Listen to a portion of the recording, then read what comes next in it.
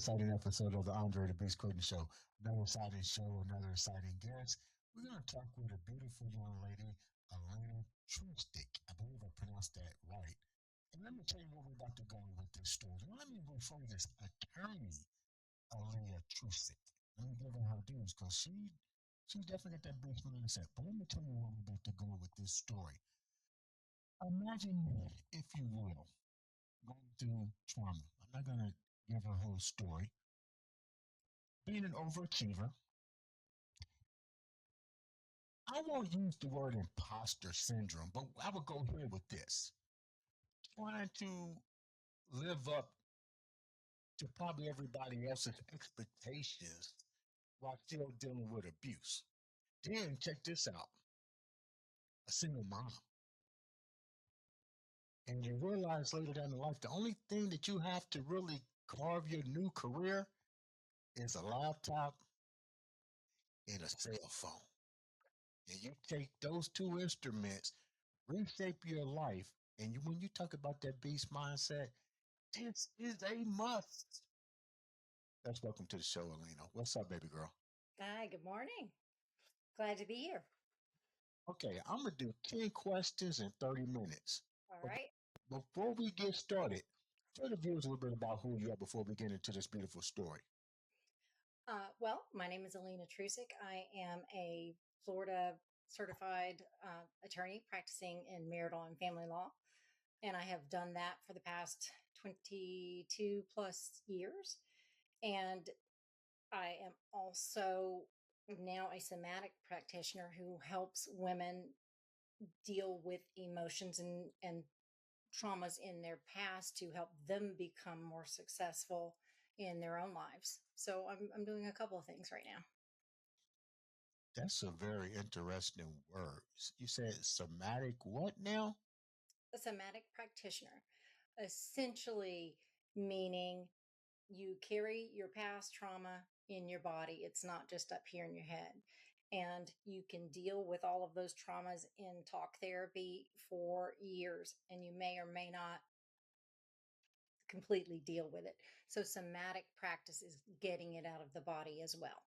So it's what healed me and Mhm. allowed me to move further into the things I want to do. And so I share that with other men and women now in hopes that they'll be healed as well.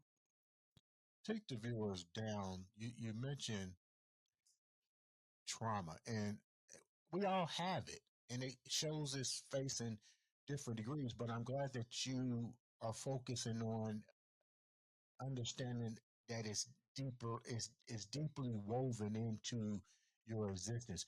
What was deeply woven into your existence as a child to where you get to where you are now?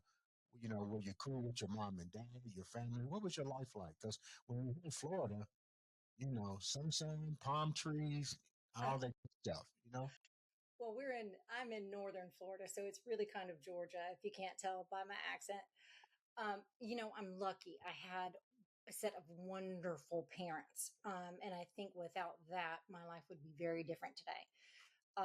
Grew up in a very rural area.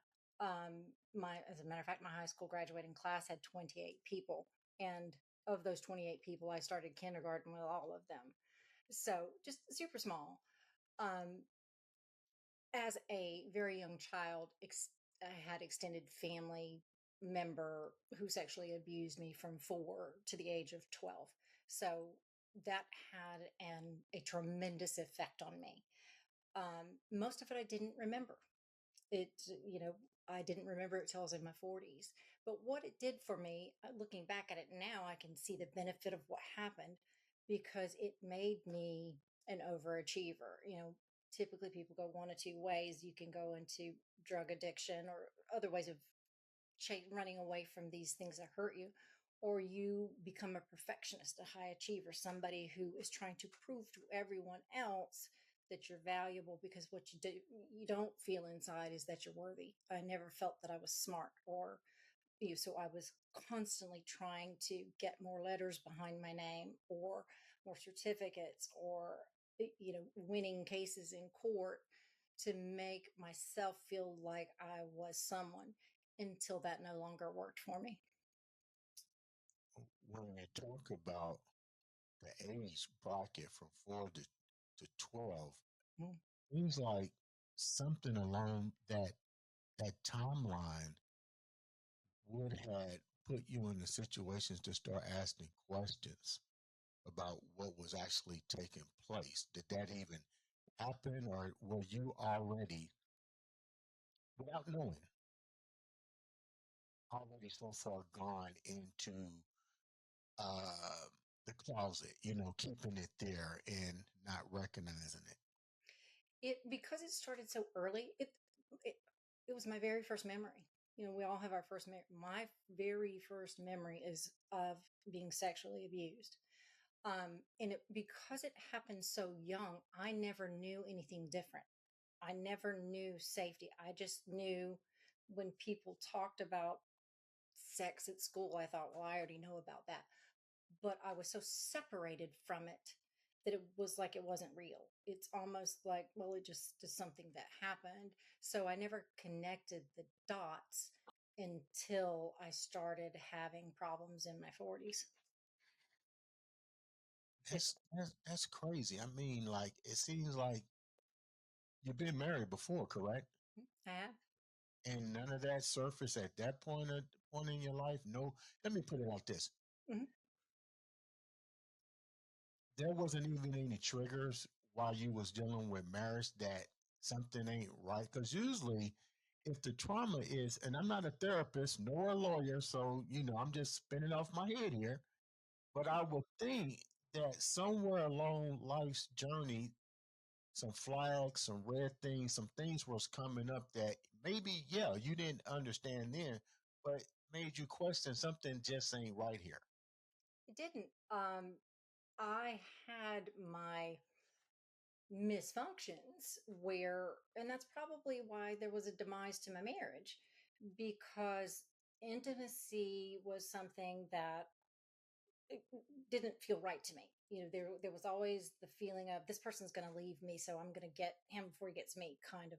So my head wasn't right, but I didn't know anything different. So you don't really, those dots don't connect for you. Looking back now, after therapy and all the things I've done, I can see exactly how it affected me and why I was doing the behaviors that I did. But at the time, no.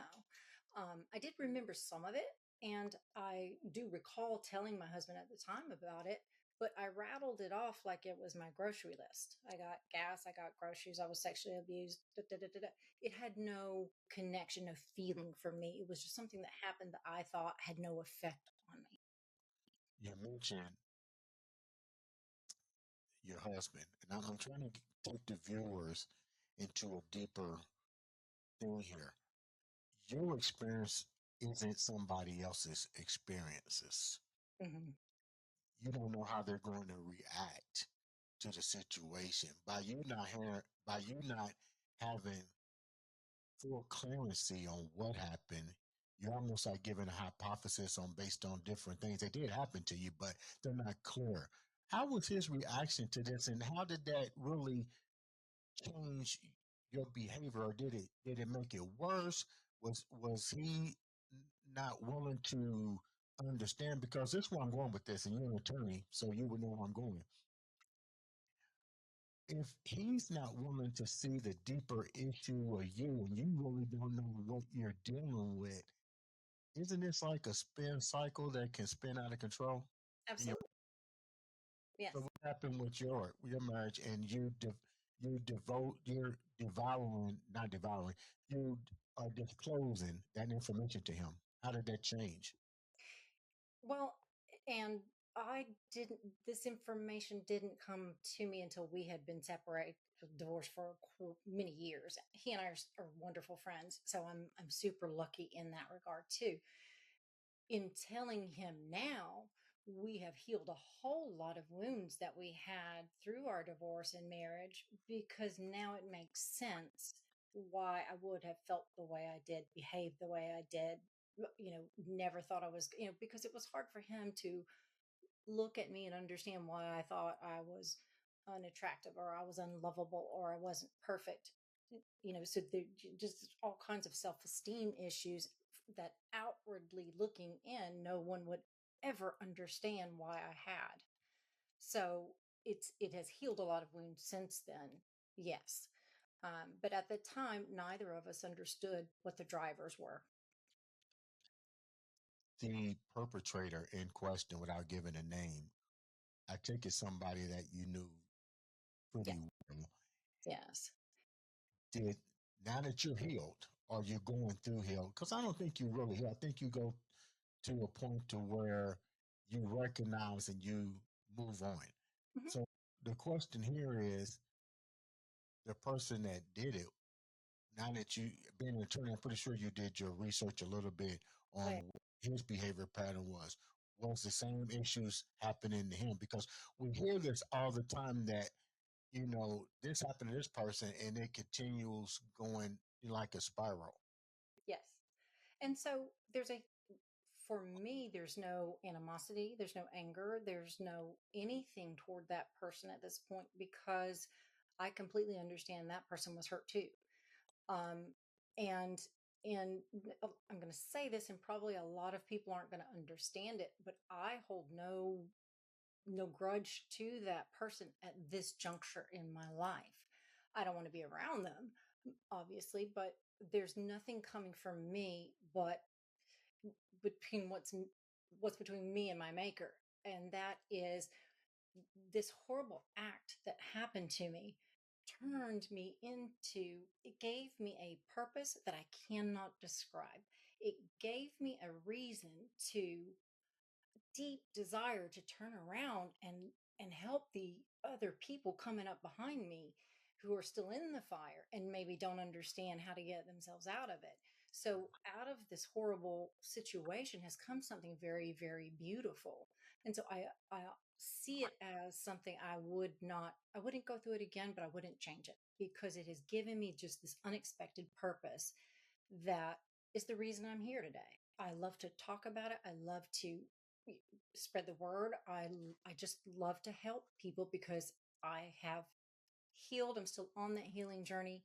And when you can be okay enough to turn around and you walk out of the fire and you turn around and you go back in for the people who are still there, I think in a way that what a beautiful thing. Let's go here. You were a single mother going through a lot of this stuff. What was that like for you?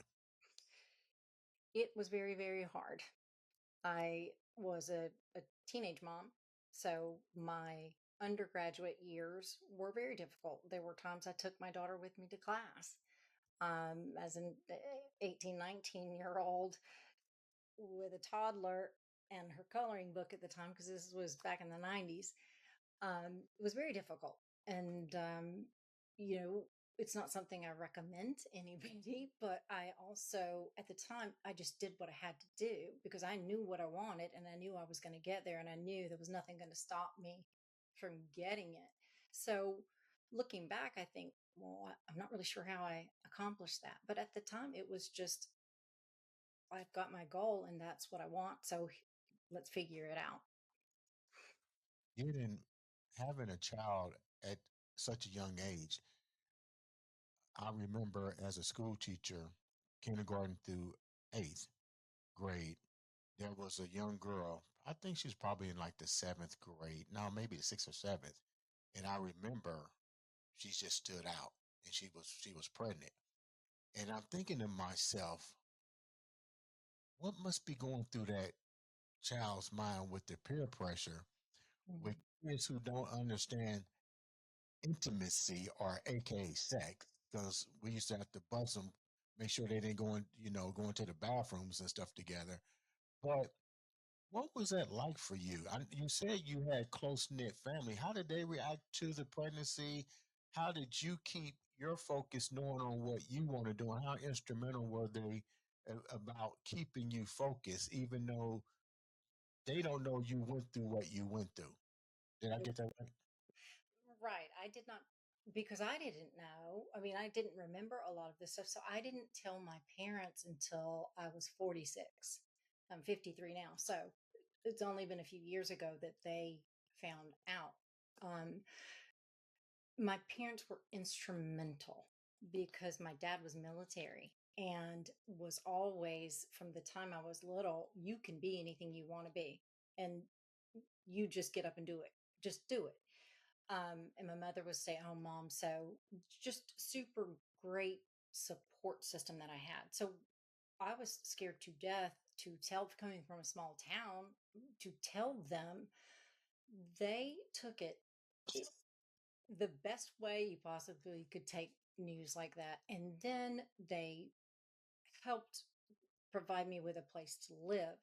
My mother watched my daughter for me for free when I was driving back and forth to class and working and all of those things. So they were, without them, I think I would not have been able to do what I've done.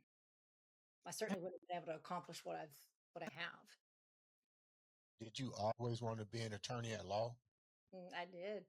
Um, from the time I must have been probably 8 or 9, and I told my father then, that's what, because my mother told me, I said, "I'm gonna have a maid when I grow up." And my mom said, "Well, you better marry a rich man." And even at that young age, I told her, "I'm not gonna marry anybody. I'm gonna do this myself. I'm gonna be an attorney." I mean, I was that kind of hard-headed child. Yeah. So it's something I always knew I wanted to do. Yeah. So, who was the inspiration to help navigate you? Because you said something that a lot of individuals at that age, especially women in the 90s, we've seen a shift change in women's movement around that time. But who were some of your role models that made you decide this is what I want to be? Because there wasn't a lot of female lawyers on television. Let's get real. Now Mm-mm. I have a whole bunch of them in his office. The interesting thing is I didn't have one. Here's what did it. I did not like to be told I couldn't do what boys could do.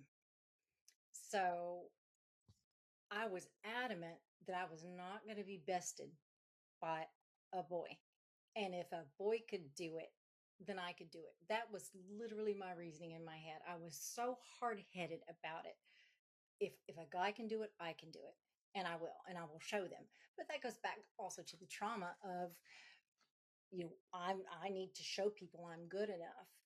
But it had that beautiful effect of, oh no, you're not going to tell me someone asked me one time, for instance, or said, "Oh, so you're going to be a secretary when you grow up." And this is in the 70s. And I said, "I'm not going to be a secretary. I'm going to have a secretary." So even at that age, my little head was already just thinking out loud. So I don't know where it came from. I really don't. I just had that feeling in my heart of that's what I wanted to do when I grew up. Knowing that you still didn't recognize the internal uh, um, things that was going on inside your body, the trauma aspect. What were the difficult moments outside of really having a child? Because you're still, let me put it a different way.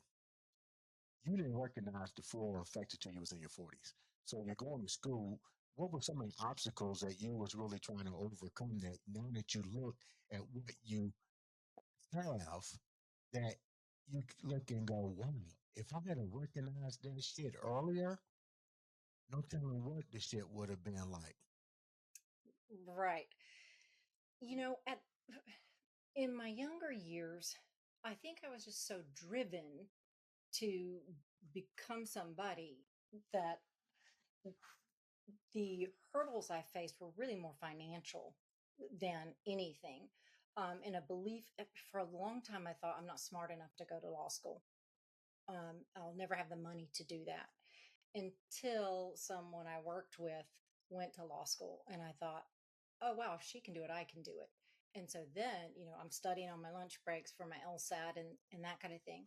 The hurdles really started after I had my second daughter and I developed postpartum depression. And that is where all the trauma started to show up.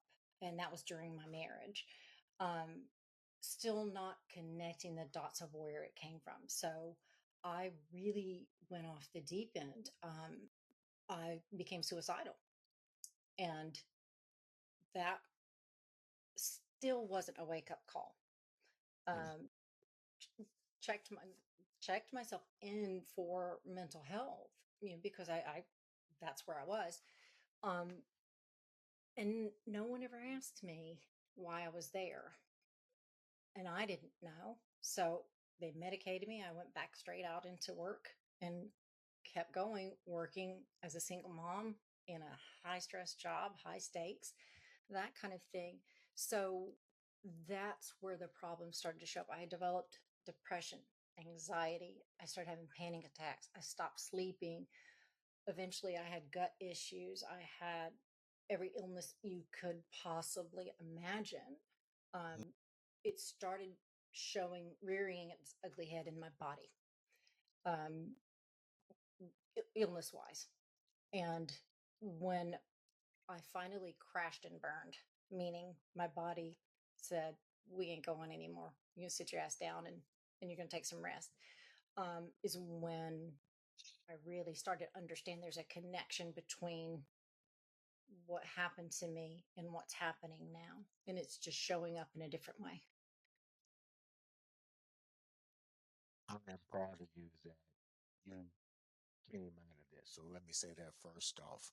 I can tell with your emotions and the lump that's there that is still there and talking about it still hurts. So I thank you for coming on and being so transparent and using your story to amplify the attention of other people, whether it be male or female or children, young teenagers. So let me go here with this.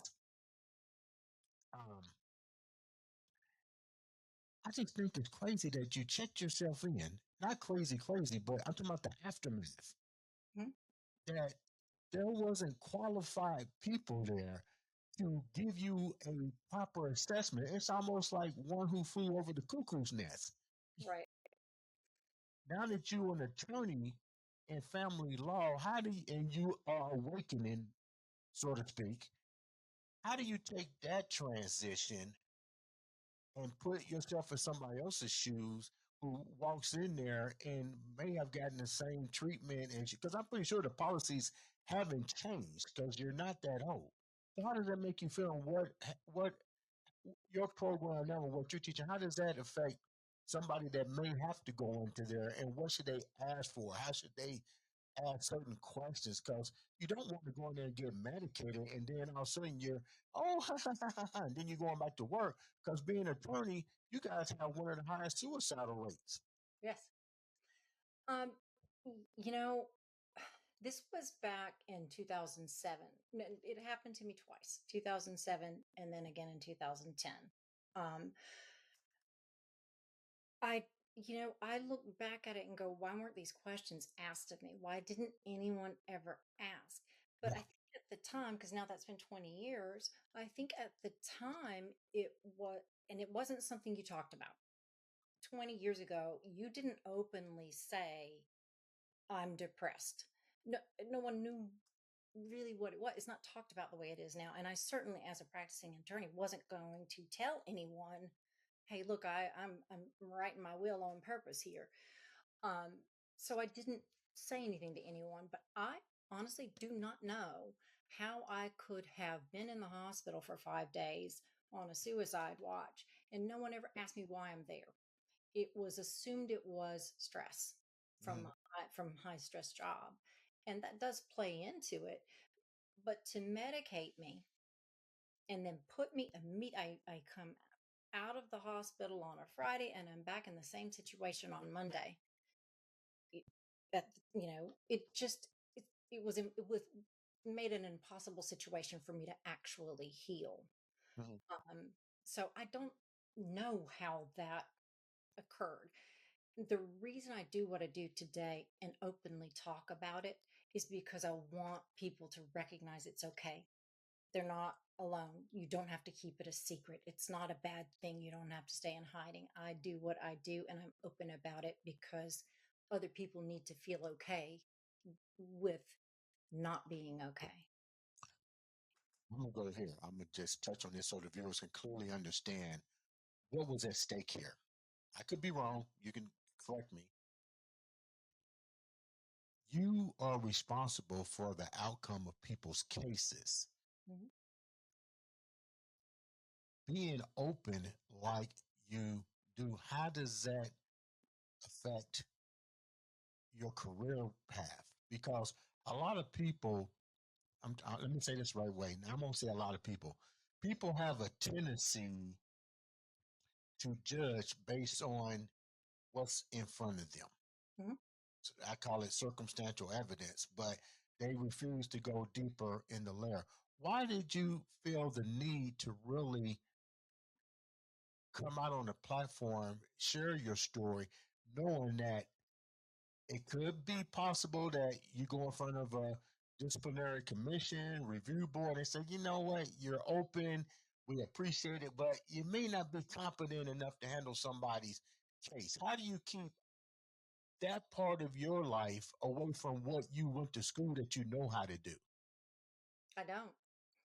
And I made the decision.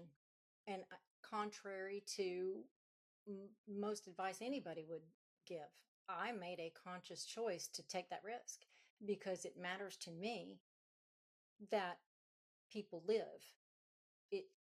It hasn't affected my business, Mhm. um, and this is 20 years ago, so it's not going to affect my disciplinary action or anything like that. But if a potential client has a problem with it, I'm not the attorney for them. That's Right. as simple as that. I don't need that kind of stuff coming at me. What Mhm. it has done for me is made me much more attuned to my clients who are going through very difficult circumstances, and to be able to say, I've been there. I know exactly how you feel. You Mhm. feel like shit, and that's okay. It gets better, but let's talk about how, so I can add part of that to the conversation. But the reason I choose to do this is because it's so important to me, because I would much rather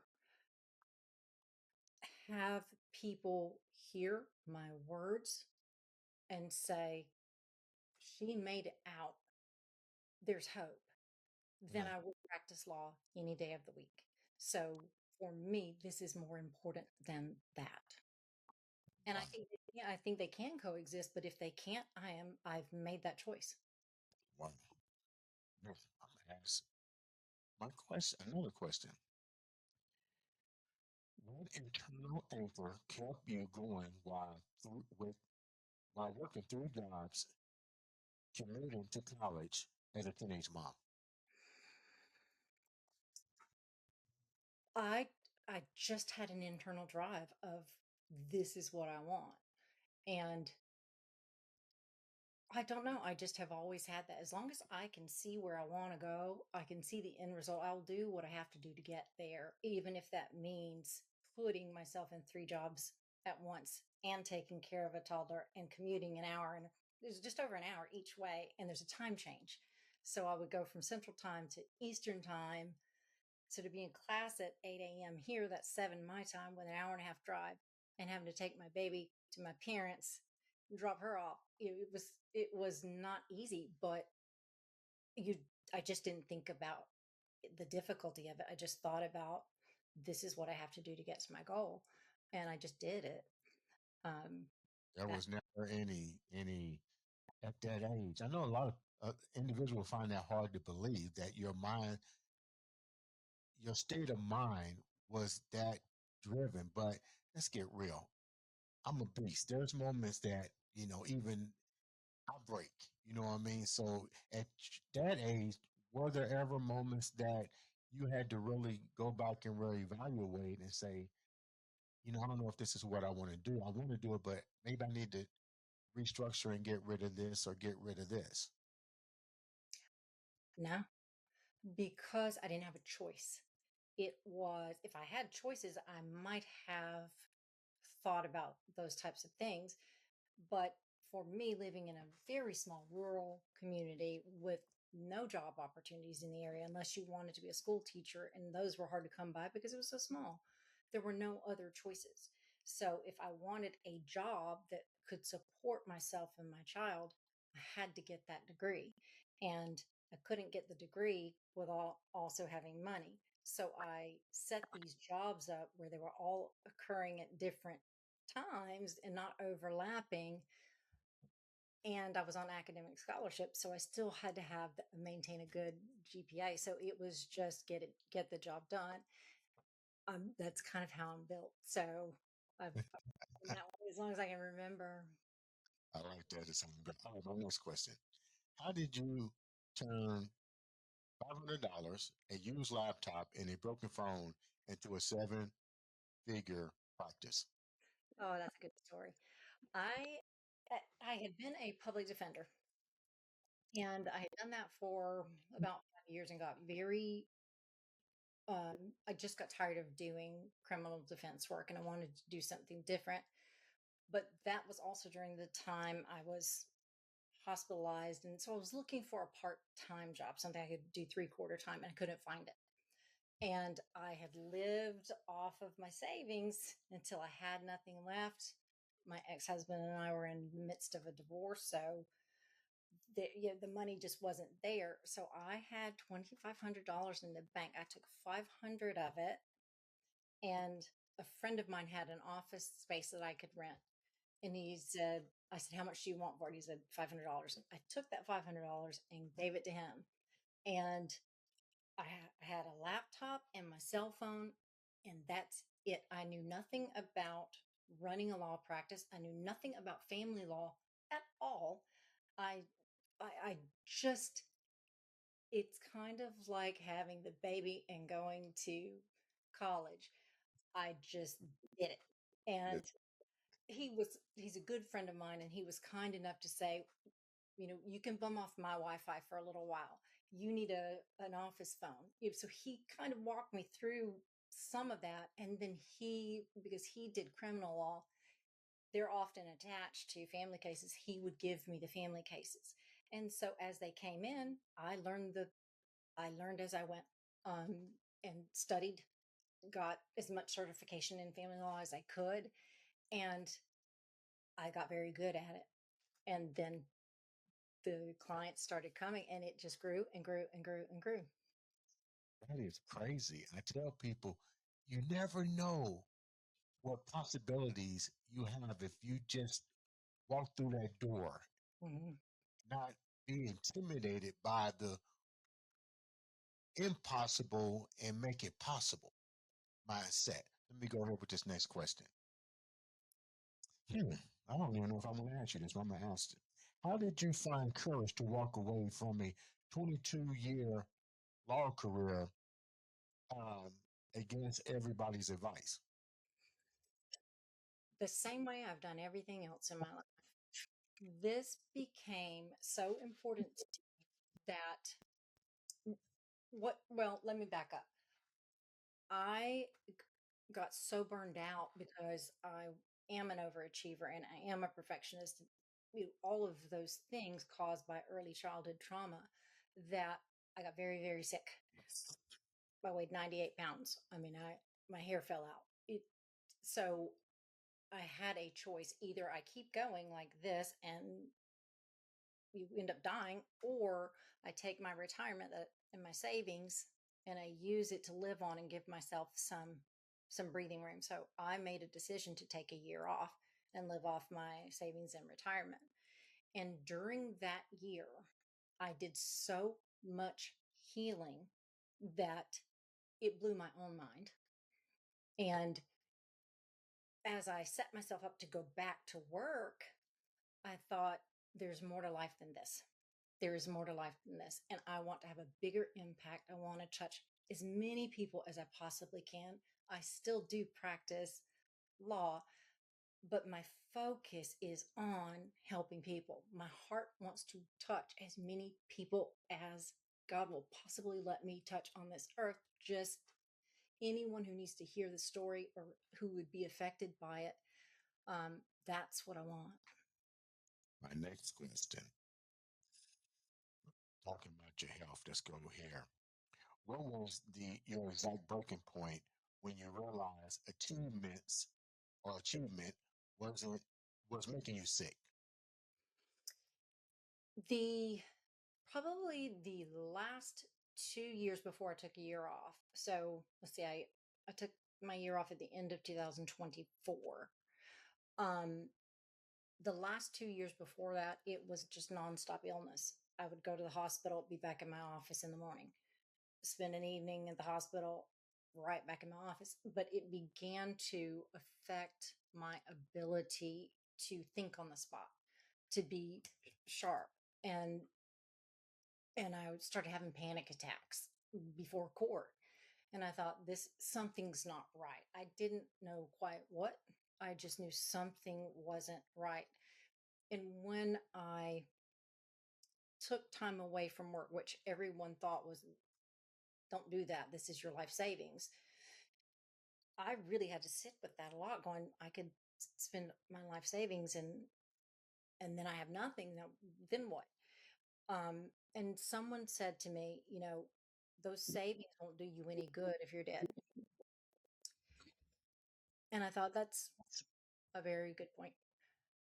So against everyone's advice, I took that time off, and it was the best decision I've ever made. Um, two points about that. The first part, you gambled on yourself. And whoever gave you that advice, I tell people that all the time. What is savings got to do if you're dead? Hmm. You know, and more importantly, how do you expect anyone to gamble on your success if you're afraid to gamble on your success? Correct. Let me go ahead with this next question. Hmm. How has your definition of success shift from your long days to your current mission? Hmm. That's a great question. I don't know that. I sound like a lawyer down the way I'm answering these questions. Should we need to call for recess? I right now, the my definition of success is, I keep getting messages from people, both men and women, saying, thank you for saying that. Thank you for being brave enough to speak out, because I'm going through the same thing. That is my definition of success right now. Those messages are what keeps me going.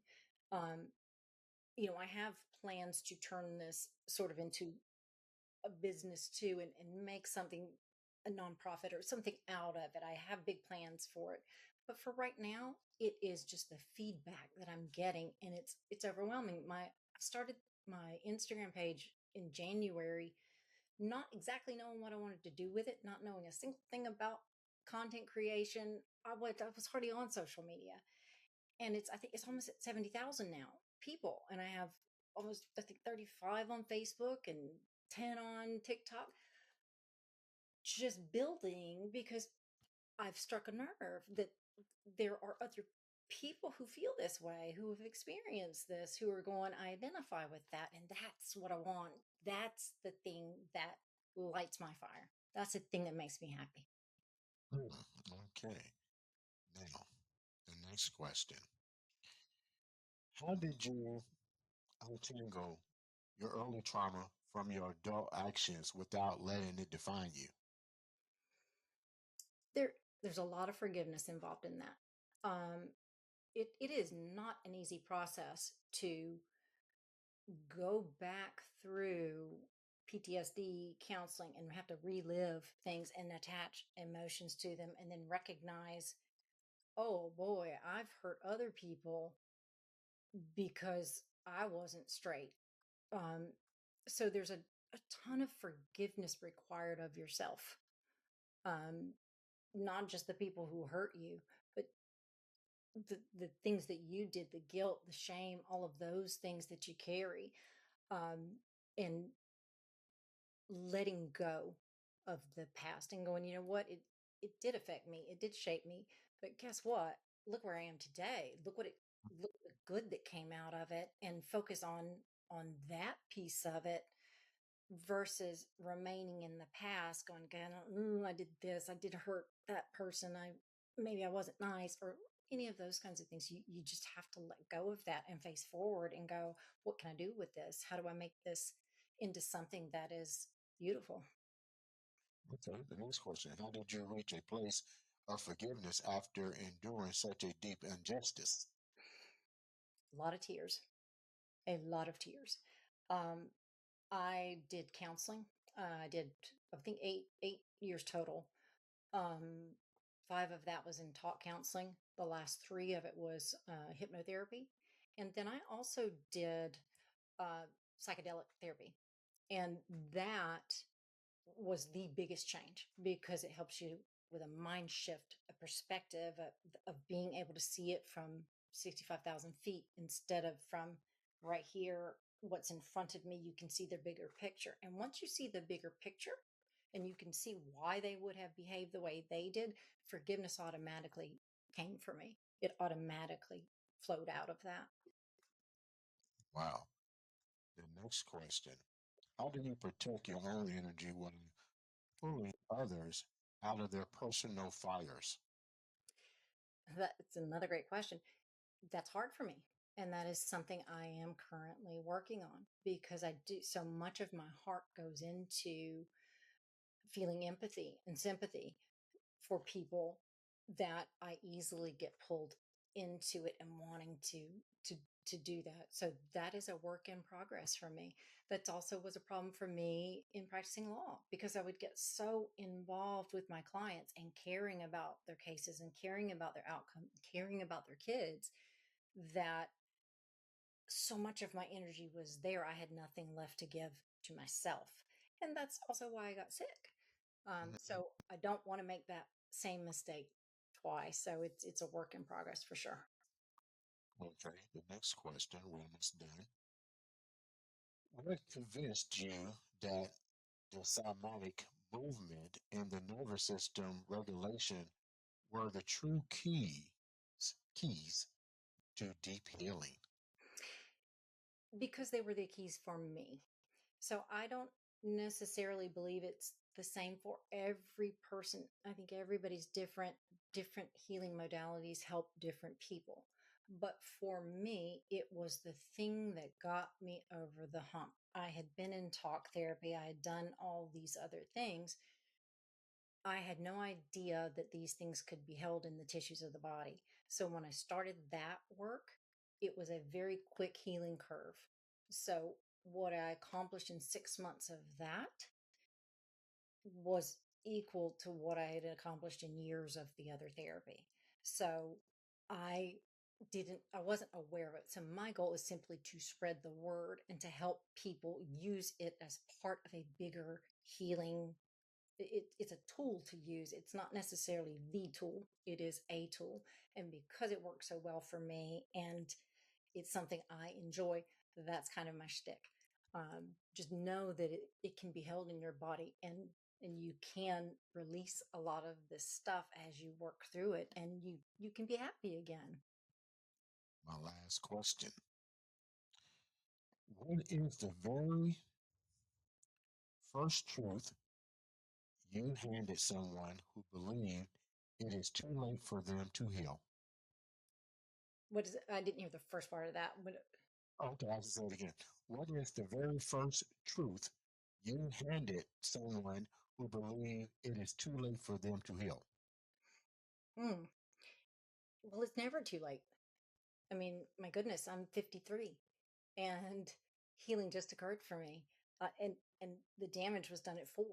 So I'm walking proof that there's always hope. There is literally always hope. I was ready to die at 2 different points in my life because I thought I don't want to be here anymore. My life is not valuable. My family will be better off without me. And today that could not be further from the truth. Today I am happy, I'm healthy, I'm a great weight, my hair has grown back, and I am overwhelmed with a joy for living that comes out of me each and every day. And it's contagious. So for me, there's just I I'm an example. It's never too late. Never too late. Unless you're dead. Yeah. Well, thank you so much for taking time to come on the show and share such a beautiful beast mindset story, being so transparent. Before we leave, how can the viewers reach out to you and know more about what you're doing as well as your law firm? I You can find me on all of my socials. It's under The Woman Reclaimed, and it's named that obviously because that's how I feel. I reclaim myself, my life, and I want to help others do that. Or you can search for me just by my name, Alenna Trusik, and it's Trusik Law Firm is the firm that I have. Alenna, once again, thank you for taking time to come on the show. Ladies and gentlemen, make sure you subscribe, share, click that button. All it takes is one click to make a difference in your life or change somebody else's. Like always, this has been another, and I do mean another, a final episode of the Andre, the Beast, Great Show.